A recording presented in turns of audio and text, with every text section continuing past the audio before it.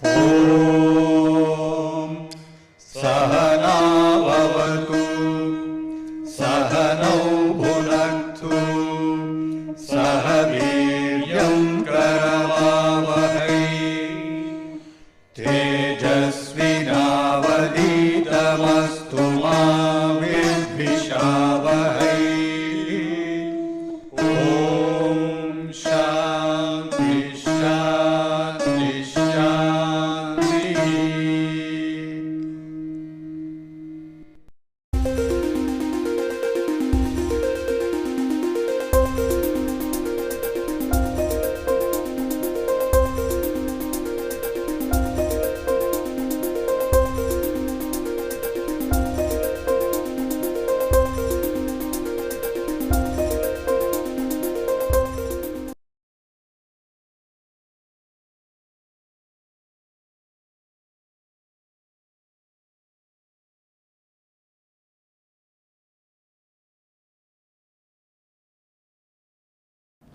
Okay, we discussed last time some of the important characteristics which are relevant or which are important for high speed devices and circuits. Okay. The most important thing that has emerged is the mobility or the velocity of the carriers. When we say mobility, it is actually the low field mobility that we are low electric field mobility that we are talking of. One has to ultimately take a look at entire velocity field characteristics. That we will not take up right now. Right now we are happy that there are materials which give better mobilities than silicon. Okay. So, that is what we discussed last time, and also we just took a quick look at the various materials which are available. It was just a glance. It was a flavor that I gave you last time. We get into bit more details on that today. So, that is why we first classify what are these materials. In fact, we saw last time that it was the materials like gallium arsenide, indium phosphide, etc., which are of importance. So, now we take a look at the classification and properties of compound semiconductors or in general semiconductors.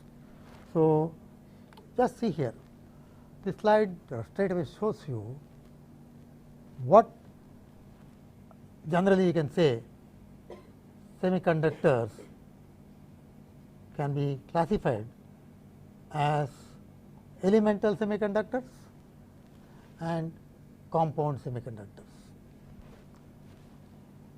What it is? One is the elemental semiconductor that we just see, all of us are familiar. The moment you say semiconductor in 1950s, they would say it is germanium, which belongs to the fourth group of the periodic table, germanium, and it has a band gap of 0.72 electron volts. I am reiterating what we have said earlier just for completing the discussion. Then electron mobility of 3600 centimeter square per volt second, looks very good. In fact, you will see it is better than silicon. So, if mobility were only the criterion, we would have used germanium all through, but we have pointed out last time why germanium got lost its way in the integrated circuit. Hole mobility of course is 1700 centimeter square per volt second. This is just for completeness sake. Now, if you take the more important fourth group semiconductor, that is silicon. We also said why silicon is all pervasive, or today we can say it is omnipresent. Okay. Now, it has a band gap of 1.1 electron volts and electron mobility of 1500 centimeter square per volt second. It has hole mobility of 500 centimeter square per volt second. Notice these are lower than that of germanium, but the scoring point is for silicon is the band gap is higher. So, you can make devices which can go right up to 150 200 degrees centigrade, whereas germanium will stop working when you reach about 70 degrees, 80 degrees, that is all, hands up. Now, that is about the elemental semiconductors belonging to the fourth group, and mainly they are in fourth group, and these have particular structure called diamond structure, which I will take up maybe tomorrow. Compound semiconductor. The moment you say compound semiconductor, you have opened up a huge window through which you can see here, mainly you can classify into three categories. One is the binary compounds, which are made up of, which are compounds of two elements, okay? Two elements. It can be from any of the two groups from the periodic table, and then other one is the ternary compounds. As the name indicates, it has got three elements which form the compound, which form the alloy. Then you have got quaternary, saying that it has got four alloys, four elements which are constituents of the compound. So, we have binary, ternary and quaternary compounds. Now, when you open further each of these windows, each of them if you open up, there is, in fact, you can say a huge galaxy of materials which show up. So, let us see what are those things. Binary compounds, let us take the first one. We take the binary compound, as I said, two elements form the compound, and you can see here 2,6 compounds, 3,5 compounds and 4,4 compounds. These are formed from the two groups of the periodic table. Depending upon which group are chosen, you call it as 2,6, 3,5, 4,4. 2,6 meaning you have got the elements from the second group and sixth group forming the compound. 3,5 means you have got the elements from the third group and the fifth group which form the compound. When I say group, it is a periodic table that we are talking of. Then you have got 4,4. I had rushed through some of these things last time just to give a flavor. This time we are getting down into more details. So, that is the thing. Now, let us see what are these 2,6 compounds first, and then we will say 3,5, then we will take 4,4. 4, you can see one of them you know already familiar, silicon, other one is germanium, and you can see other materials like carbon are there. 2,6 compounds, compounds formed by second group and fifth group element from the periodic table. Those are 2,6 compounds. Now, you can see I listed out the very popular semiconductors which people work on or people have been working on for over 2 to 3 decades. The second group you can see there is zinc, cadmium. Within bracket I have written with these numbers, that is atomic number. So, 30 is the atomic number of zinc. I just put it just to give an idea of the atomic weight. Larger the atomic number, larger the atomic weight. It has some consequences on the performance, on the properties of the compound. That is why I just put those numbers there. So, you have got cadmium which is heavier, atomic number 48. Sixth group you have got sulfur, 16 atomic number, selenium 34, tellurium 52. So, we have got heavy elements like zinc, cadmium etc., with large atomic numbers. In fact, atomic weight will be about 2.5 times that. Anyway, that does not matter. What matters is this atomic number.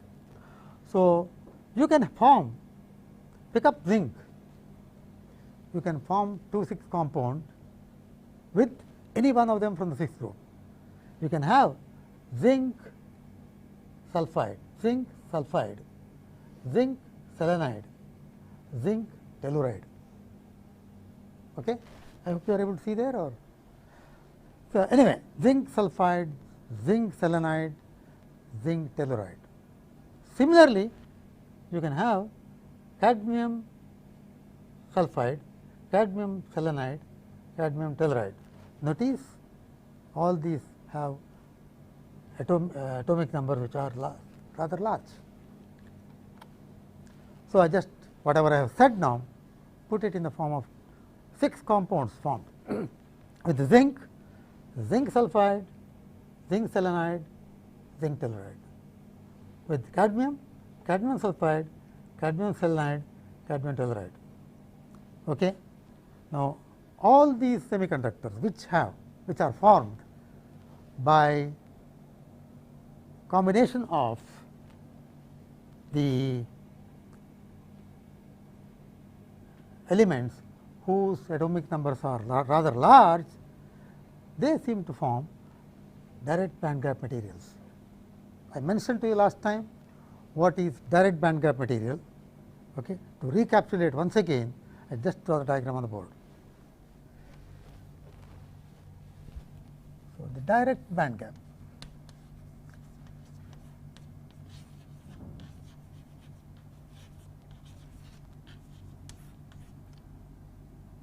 semiconductor, direct band gap semiconductor, SC standing for semiconductor. Okay. There just a simple diagram will be like this.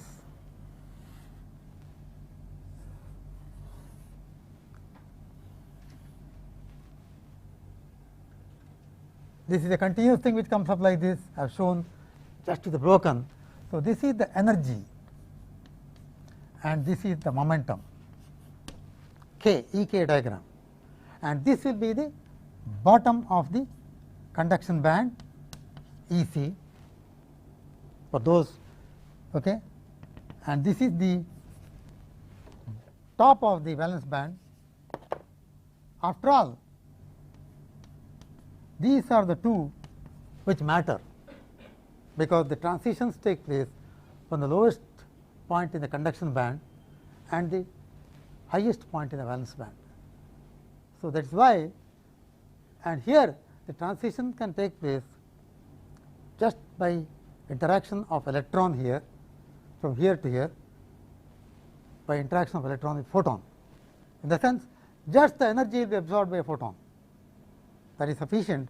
A direct transition is possible, and the materials like all these materials have that band structure, 2,6 compounds where the atomic numbers are rather high. Okay. Why it is, let us not question that, just it is an observation that when you have high atomic number, they turn out to be direct band gap. Okay. This is the central valley. In fact, you can call them valleys, because it looks like a valley, central valley in the energy momentum diagram. This is the satellite valley. In fact, if you give enough energy for the electrons, they can go from right up to this point. Okay. The consequence of that we will see when we will discuss the velocity field characteristics totally. Okay. That is very peculiar to the direct band gap semiconductors. Now, you go back to this indirect band gap.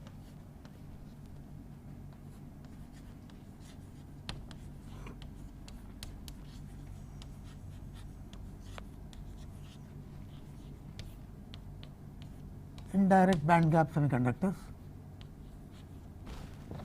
Okay. There we saw last time itself, you will have the valence band like this, and the conduction band may go like this, like that. But normally what they do is they break up this and put this alone and maybe like this, but it is a continuous thing. So, here this is the bottom of the conduction band EC, and this is the top of the valence band. Normally, when you plot the energy band diagram, you draw only these two lines, because they are the ones which are relevant for you. They are the ones which tell you where the electron will be in the conduction band. They are the ones which will tell you where the holes are in the valence band. So, the transition from here to here will take place, provided, no, it cannot take place directly with the help of photon, that is electron, okay, light, because the momentum of photons is small corresponding to that energy. So, result is, if a photon has to participate with the transition of electron from the conduction band to the valence band, it cannot conserve the momentum, it can conserve only the energy. It can absorb only the energy, it cannot absorb the momentum difference. So, what we said last time is, to reiterate, it will just make a transition to an intermediate level, and from there it comes. In fact, intermediate level, it will come like this. It will make a transition to intermediate level. They are actually impurities which are present, okay, or defects. In fact, what happens is, the electrons which are mobile in the conduction band will get trapped in those levels. The moment it is trapped, okay, its kinetic energy is lost, rather its momentum is lost. The moment its momentum is lost, that momentum is 0 here. So, it is brought down to this point, and from there it will transit here. So, you have a two-stage phenomena, two-step phenomena taking place, where the electrons are transferred from the conduction band to the trap level, and from the trap level to the valence band. I think in some other course it might have been touched upon in the passing. This is the detail. So, this, because there cannot be a direct transition from here to here, it has got to be through indirect some levels. It is called indirect band gap semiconductor. Okay? But the point to remember is, when there is a direct transition, it can emit light. When there is an indirect transition like this, it can emit light corresponding to this energy, because the momentum has been, difference has been taken care of here.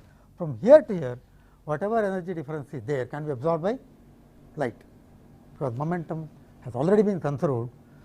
Okay, it has been transferred as heat into the lattice, into this impurity, and the rest is given out as light. So, it is a combined effect of phonons and photons, in terms of, if you want to use that jargon, phonons and photons. If a layman's language, in the layman's language it is absorption as heat and light. So, that energy difference, ultimately that energy difference is as heat absorbed in the lattice, it is emitted as light to the outside. So, the wavelength depends upon the energy difference. Okay, this is just about what we have been telling about this particular material. These turn out to be direct band gap materials, most of them. Notice their atomic numbers are rather high, 48, 35, 34, 52, etc. The other thing that you have to see here is, as far as band gap is concerned, you will be happy about this. As far as mobility is concerned, you will not be happy. Take a look at, I have just put the summary here. The band gap is higher than that of silicon for all these materials. In fact, when you form with compounds with higher element, it not only will turn out to be indirect, okay, the atomic number is higher, it turns out to be also higher band gap. It so turns out. Let us not get into the physics of that. Yes. So, mobility is smaller. This is the diagram which I put last time. It is also, but now what I have done is, I just added few things into this. The whole lot of compounds I have put there. What we are now taking a look at is, in this particular previous slide was 2-6 compounds. See what are those. See, this blue line is telling you a line which divides between, on the right hand side, all the materials on the right hand side have got band gap higher than that of silicon, and to the left hand side all these materials have got band gap less than silicon, and the red line, all those materials which have which are above this line have mobility higher than that of silicon. So, we would like to take a look at high mobility materials, and also at the same time we would like to take a look at materials whose band gap is higher than that. So, let us see this particular 2-6 materials, are they any good for microelectronics, are they any good for high speed devices or devices at all, just microelectronic devices. See cadmium telluride. Cadmium telluride is there, wider band gap larger than that of silicon, mobility lower than that of silicon. Cadmium sulfide, band gap larger than that of silicon, it is about 2.5 electron volt, and mobility much smaller. Electron mobility we are talking of, it is just about 300 or 350. Zinc telluride, band gap about 2.3, the pointer shows there, and the mobility is something like 300, 350, which is much smaller than that of silicon. You do not like to take a look at those materials whose mobility is much smaller than that of silicon, though the band gap is very good. And you can say I am just going one by one so that you get a complete feel for the thing. Zinc selenide again, 2.8 electron volts band gap. Mobility very poor, something like 300. Zinc sulfide, if you are worried about only band gap, fantastic, something like 3.8 or so. Mobility you can see it is way down, something like about 150 centimeters square per volt second, no good. So, none of these materials will be suitable for microelectronics, in spite of the fact that band gap is higher. But the interesting part of that is they are all direct band gap materials. The moment you say it is a direct band gap semiconductor, it will be useful for optical applications, because it is a direct band gap material. Direct transition can take place with electron transition, light emission, emitting diodes, and even in some solar cell applications they will be useful. The transition from here to here or here to here can be managed by means of light. You shine light, the transition can be from there to here. You allow inject carriers, they can fall from here to here emitting light. So, reverse process in both directions, light emission or light absorption can be easily done. So, some of the photo optical or optonic devices, which also are some of the high speed devices today, that will be useful, not for microelectronics. Let us now go back into the next one, the most coveted thing, that is the ones 3-5 semiconductors, third group, fifth group, and these are compounds found by third group elements with fifth group elements. Third group I have listed here, the popular third group materials, elements, aluminum, gallium, indium. Notice it has been ordered in the order of increasing atomic number, 13, 31, 49 atomic number, heavier and heavier elements. On the right hand side similarly I have got phosphorus, arsenic, antimony. It is interesting to note that these are, this is 13, 15, 31, 33, that is 13 aluminum, phosphorus 15, 31 gallium atomic number, arsenic 33. Germanium is actually in between, 32, fourth group element. So, somewhere in between there is some other fourth group element is there. It is interesting to remember. I think you have to go back to your way back into your physics periodic table, third group, fourth group, fifth group. The third group 49, fourth group is missing there, fifth group is 51. So, increasing atomic number, correspondingly increasing atomic number, and there is one last one, nitrogen. This I have added recently, that is, it is not coming in the order. It is added recently because it is a material which has drawn the attention in the recent years. Why we will see that. So, now let us see, you can make the compounds of aluminum with any one of them, aluminum phosphide, aluminum arsenide, aluminum antimonide, aluminum nitride. Okay. Now, you can expect that most of these materials are of indirect band gap, because the atomic number here is small. Similarly, you can make gallium, gallium phosphide, gallium arsenide, gallium antimonide, gallium nitride. That is the material people boast of so much these days, or people work on for varieties of applications, including microelectronics and optoelectronics. Okay. So, that is a jackpot which people have hit recently, and lot of work is going on in that. Then you can expect here combination of gallium and phosphor, gallium phosphide could be indirect, because atomic numbers both are small, and other two, gallium arsenide, gallium antimonide, etc., could be direct because atomic numbers are high. But for any law, there is some exception.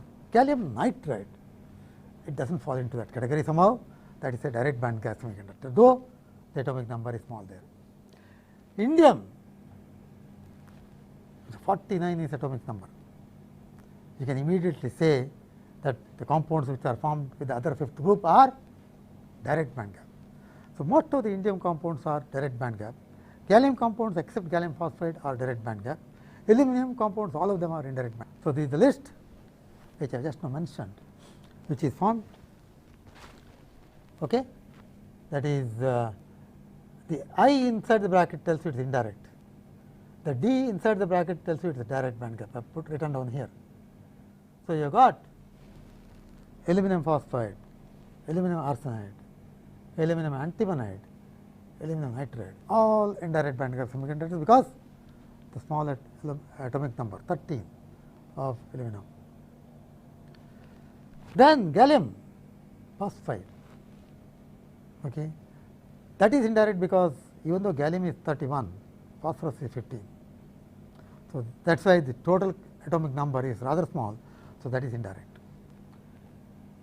Gallium arsenide,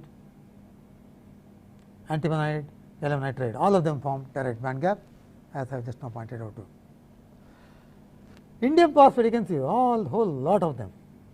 The indium atomic number is 49, big atom.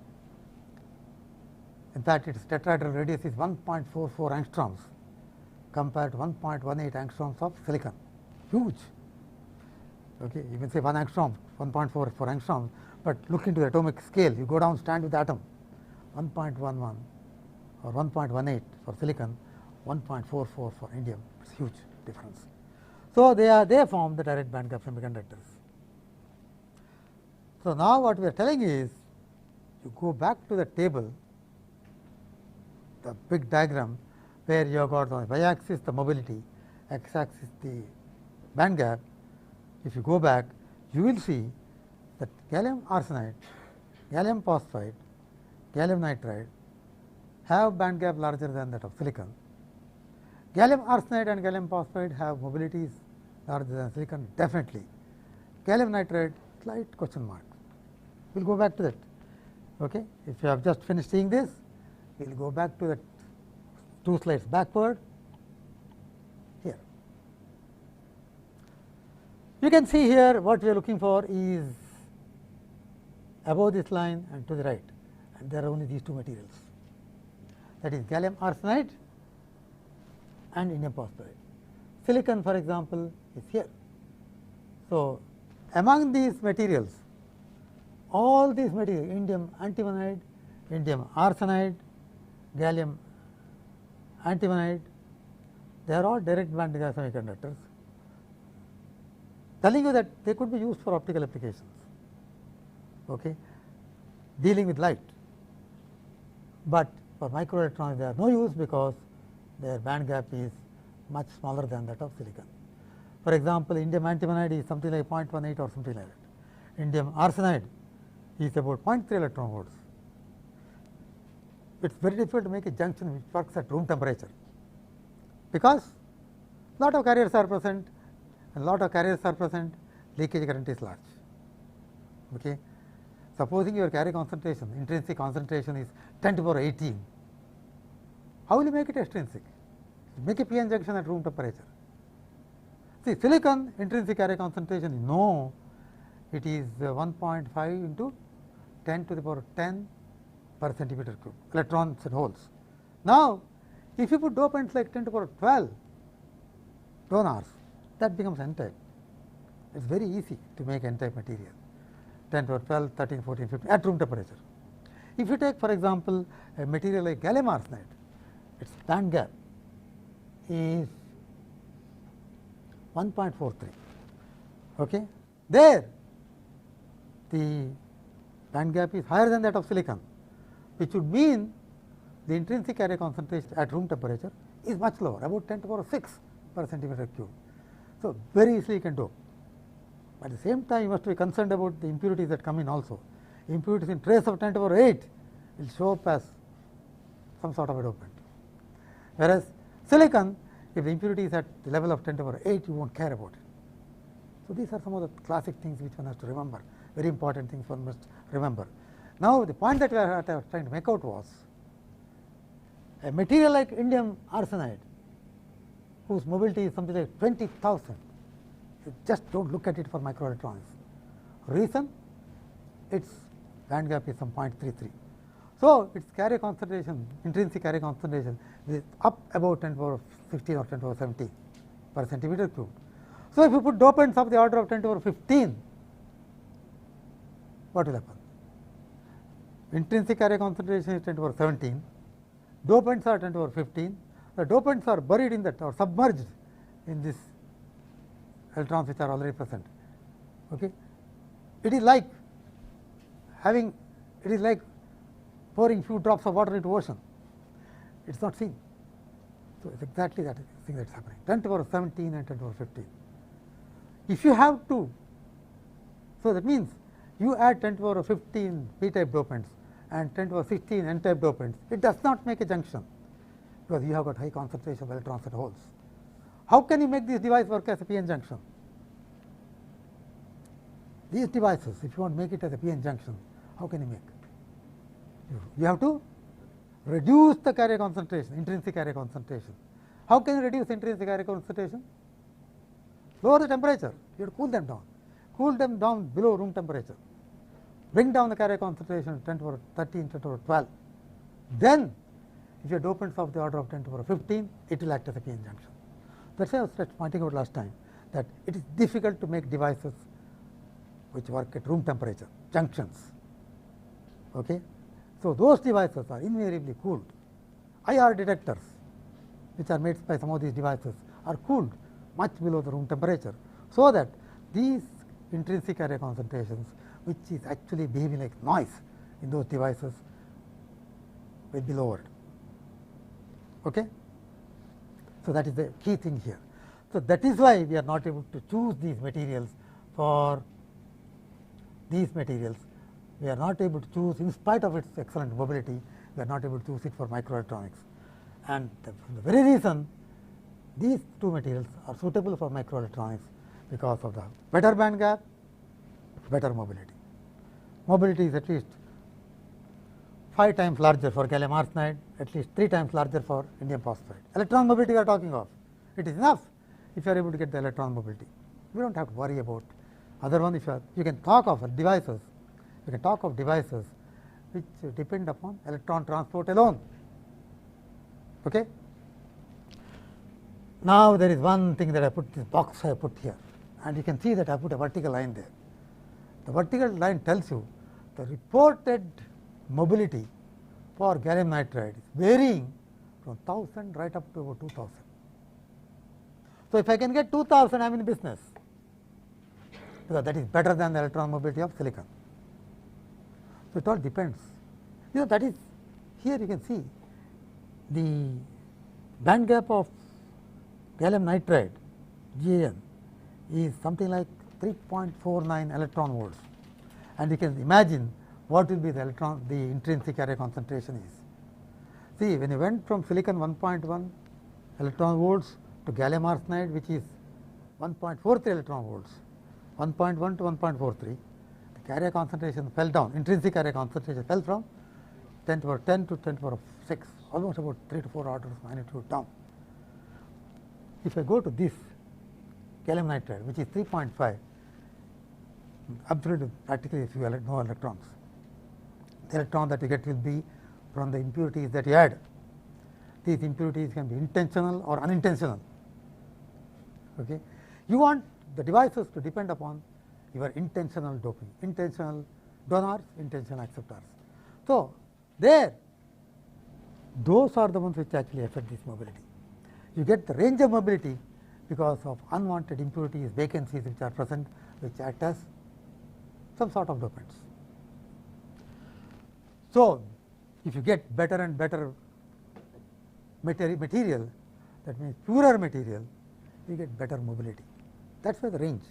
It is telling you that this material is still a material, people are looking into it. See, the whole thing in microelectronics, the way it goes is the demand comes from the system engineer, and the system engineer puts the pressure on circuit engineer, and the circuit engineer puts the pressure on device engineer, and the device engineer finally says, give me a better material. So, the ultimate pressure is taken by the material engineers. So, you can see that a lot of people work on materials. In fact, in some of the conferences that you see on for example, international workshop on physics of semiconductor devices, you saw huge number of papers published on materials. So, that is the starting point. Okay. So, this is the thing about these type of materials. That is the story about the 3-5 materials, and ultimately we have gone into gallium arsenide and indium phosphide are the ones. Of course, to some extent taking a look at gallium nitride and indium nitride. Indium nitride, if you take a look at the band gap that people talk of, a wide range. Recently, they have started talking about band gap of about 0.7 electron volts. It was much smaller earlier. So, the whole range you can just get there, in the sense whole range has been reported, that means still people are working purifying those materials. What it is, maybe we may have a chance to just have a glance through it. I don't intend to convert this series of lectures on high speed devices and circuits into materials, but ultimately material is required. In fact, those who work on VLSI design will be comfortable if they know about devices, if they know about something about materials also, so that they have the backup. Those who do not know about devices and circuits both, only know the layout portion of that computer type of algorithms, they feel a bit helpless. I hope there are no computer engineers here who will not agree with me, because that is a fact. Students who have gone abroad with the electronics background, with the device and circuit background, found that it is very comfortable. People who have joined our industries here, they also found that as comfortable thing. Knowledge of device and circuits and also materials. Now, let us take a look at the 4 compounds. So, we have finished, we are still on binary 2, 6, 3, 5 and 4, 4. Silicon 4th group, carbon 4th group, silicon itself is indirect band gap semiconductor. So, all the more if you make a compound of silicon and carbon, silicon carbide, it will be indirect band gap. Okay. If it is heavy atoms, it turns out to be direct band gap. If it is lighter, atomic number small, it turns out to be indirect. And there is silicon germanium, alloy of silicon and germanium. Both are semiconductors, please remember. Okay. Both are semiconductors, and when you mix them, both are indirect, you will get only indirect band gap semiconductor. So, you cannot use it for optical applications. So, take this as 6. Okay. Now, silicon germanium we will touch upon it later, but silicon carbide is a material which is very vigorously looked into, because its band gap is larger than that of silicon. Okay. It does not get our nod today because of this property, mobility. It is smaller than that of silicon. Okay. But the interesting part is, ultimately what you would like to take a look at is, this will tell you about the low field velocity. As you increase the electric field, how the velocity is changing. Okay. That will be smaller. That will decide, of course, the on resistance. We discussed about on resistance, which is inversely proportional to the mobility. and directly proportional to channel length. So, this particular case you will have problem with on resistance, but we will have occasion to discuss this in slightly more detail. The total velocity if you take velocity at higher fields, those velocities of electrons are greater in silicon carbide than in silicon. Now, you can see if you are talking of smaller and smaller devices, for a given voltage it drops across a smaller length, the fields are high. Those high fields, that is the saturation velocity if you can call it, the high field velocity in silicon carbide, it so turns out that it is higher than that of silicon. I am not projecting it right now, just briefing you right at this moment why I put this slide. Okay? That is because it is a material which also a lot of work is going on. So, it is not merely 3.5, it is 2.6 also here. Silicon germanium also for some heterojunction bipolar transistors they are used. Now, let us put a summary of these properties of the 3.5 semiconductors which are suitable for microelectronics. So, what you have said is today it is silicon elemental compound used everywhere for microelectronics. The competing materials like gallium arsenide and indium phosphide, you can see. This is a table which summarizes most of the things like band gap 1.1 electron volt for silicon, 1.43 for gallium arsenide, 1.35 for indium phosphide.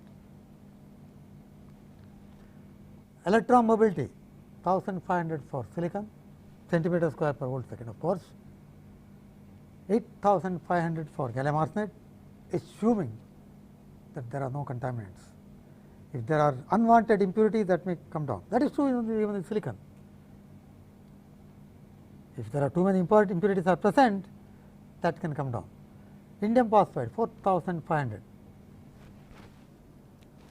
okay, centimeter square per volt second.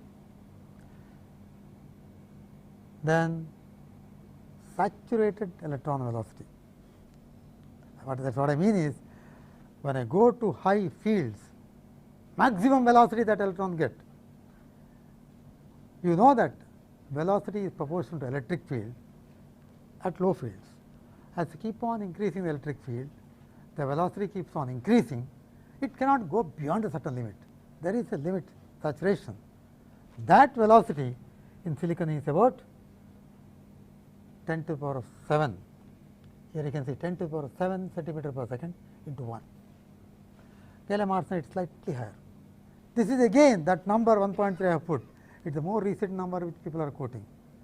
In fact, if you see some of those graphs, velocity field characteristics, Zay's book which is written way back, or even some other books which copy them, will tell you that I have put down one slide like that, which will tell you that saturation velocity is slightly lower than silicon. But today, people accept that the saturation velocity is slightly higher than that of silicon, which is good. So, that gives an added attraction for gallium arsenide, whereas indium phosphide it is about 1 into 10 to the power 7.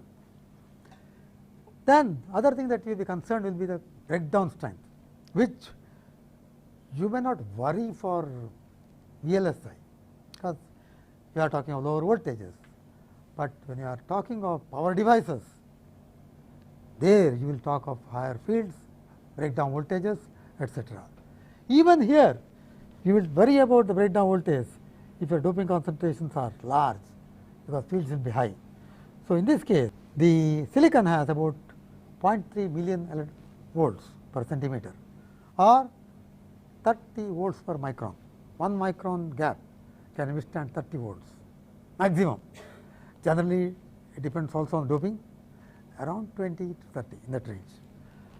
Gallium arsenide is 0.4 million volts or megavolts per centimeter, which is 40 volts per micron. 1 micron can 40. Then here you have got indium phosphide, which is about 50 volts per micron. Generally it depends upon the band gap. Higher band gap should give you better breakdown strength, but here it seems the indium phosphide, even though it is slightly smaller band gap, it has got slightly better breakdown strength. These are measured values which people have reported. Now, okay. Other properties which people want to look into is thermal conductivity. Thermal conductivity of silicon watts per centimeter degree Kelvin is 1.5. Thermal conductivity of gallium arsenide is 0.5, indium phosphide is 0.7. It may not matter for current transport thermal conductivity, but it will matter for power dissipation. The way the power is taken away from the junction depends upon thermal conductivity. If the junction is somewhere here, somewhere on the top, and on the other side you have the contact with the ambient, now the heat generated at the junction should flow to the ambient. That flow is by conduction. How much flow is there by conduction depends upon thermal conductivity. Higher the thermal conductivity, the better. That is where silicon is scoring over other materials. You will see silicon carbide, if you examine, that has got even better thermal conductivity than silicon. So, that is why people look for silicon carbide for power devices, not for high speed devices. Better thermal conductivity. Mobility is not bad, but it is not good either, but for if you are not interested in higher speed, but power, then silicon carbide is a good candidate. But gallium arsenide, you can see it has that problem of the thermal conductivity being slightly smaller. Relative dielectric constant, that is not much different, 11.8, 12.8, 12.5, almost around that. Okay. These are the almost comparable. It is smaller than that of germanium. Germanium, if you recall, it is 16 dielectric constant, relative dielectric constant. It is material. Okay. It may matter for some capacitive coupling, etc., but otherwise it is that value. When you want to use for calculation, these are the things. Ternary compounds, we have not finished yet. Binary we have finished, and in binary we had 2, 6, 3, 5, 4, 4, and out of them, after all the searching, we found the 3, 5, among them gallium arsenide, indium phosphide, gallium nitride may be the ones which you can use. Now, ternary. Ternary is actually formed by allowing 3 elements. Example, a very popular example is aluminum gallium arsenide. That is, you know, this gallium arsenide, if you want short form, you call it as gas. Aluminum gallium arsenide, you call it as algas. If it takes you too much of effort to say aluminum gallium arsenide, okay, algas, okay, InGas, indium gallium arsenide. So, these are the shortcuts used, like use shortcut in a computer. Okay, you use shortcut while telling also, and it becomes a jargon, algas. So, makes life difficult for others when you use jargons, but once you understand algas is aluminum gallium arsenide, you understand what it means. It is a compound made or formed by aluminum, gallium and arsenic. Please remember, and here also X tells you what is the mole fraction of aluminum. Okay. X equal to 0 gives 0 aluminum, and x equal to 0 means 1 minus x is 1, that means gallium is 1. So, if x equal to 0, that compound becomes gallium arsenide. Okay? And you can see here it is stoichiometric. For 1 gallium atom, there is 1 arsenic atom, 100 gallium atoms, 100 arsenic atoms, that is gallium arsenide. Aluminum arsenide, 1 aluminum atom, 1 arsenic atom. Now, aluminum gallium arsenide, algas, if there are 100 arsenic atoms and 50 gallium atoms and 50 aluminum atoms, x equal to half. If x is half, 100 here arsenic, 50 here, 50 here. So, that is meaning of x, mole fraction. Stoichiometry is maintained. Total number of arsenic atoms is equal to total of aluminum and gallium. What is happening is, where gallium is supposed to be sitting, the aluminum is sitting there. It is faking for gallium. Okay? It gives a totally different property. You can understand gallium arsenide has got certain properties of mobility and band gap. Aluminum arsenide has got different mobility. The combination should have a combined effect. A band gap in between the gallium arsenide and aluminum arsenide, mobility in between that. Another example which is very popularly used, why and how, that you will see subsequently. The ternary compound is gallium indium arsenide. X equal to 1 gives gallium arsenide, X equal to 0 gives indium arsenide. X equal to 0 gives you indium arsenide, 1 gives gallium arsenide. This is formed by allowing gallium, indium and arsenic. Stoichiometry 1, that is gallium arsenide, one gallium atom has one arsenic atom. Gallium indium arsenide 100, if there are 100 atoms of arsenic, and if X is 0.5, they have 50-50. X is 0.6, 60-40. X is 0.6, 60 gallium atoms, 40 indium atoms. If you have 60 gallium atoms, then the property is closer to gallium arsenide.